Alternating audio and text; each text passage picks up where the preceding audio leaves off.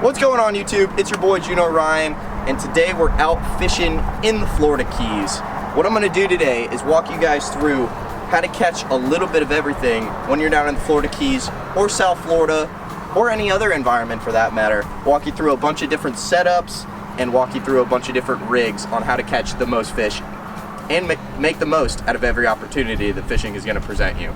So starting right along, I'm going to walk you guys through all kind of the setups that I use and then kind of the rigs that I'll use as well. So I like to have a pretty sturdy bottom rod. This is an Avet JX on like an 8.5, 9 foot rod. And I normally am going to fish bottom baits on this. You can fish crabs, you can fish grunts, you can fish dead baits, fish a little bit of lead, like this bank weight, and a circle hook or a J hook, whichever you prefer. And you're going to be able to catch tarpon on this, catch permit on this. If you have a crab on there, you're going to be able to catch snapper on it. A little bit of everything. It's really what you're trying to do is target those opportunistic fish. Next up, I'm going to walk you through a couple of big spinners. One of my favorite things to do here in the Florida Keys is to throw a CUDA tube. This is essentially just a long piece of rubber with wire in it and a treble hook. And barracudas love these things. They absolutely love these things. It's just reeled across the top real fast and they smoke it. I fish that on a heavier spinning rod. I like the longer 9 foots. You can get away with an 8 foot, no problem, or a 7, whatever you got. Next up, I love to have a flat line rod. Now me, I really like to catch permit. It's one of my favorite fish to catch, so crabs are a must to catch permit.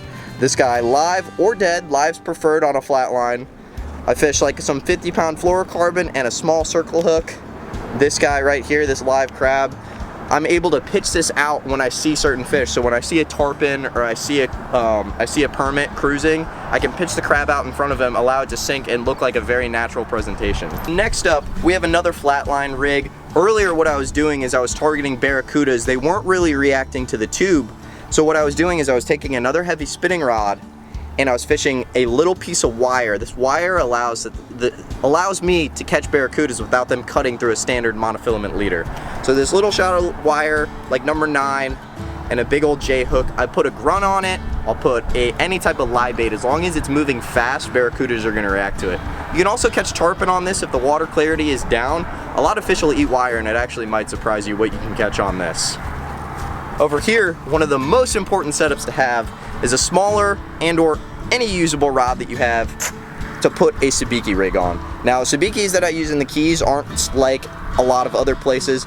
You can get away with the cheapest freaking number 8 sabiki that's like $1 a piece.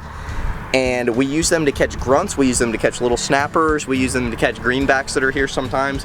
They can get beat to crap, but you just tip it with a little piece of squid, just like we have right here. Just any little pieces of squid, little pieces of grunts that you already have lying around. Shrimp will all work well. And you can catch those small grunts, they're like about this big. We got a couple clips rolling for you right now. And those catch a little bit of everything down there. Snapper, grouper, barracudas, tarpon, they all eat them.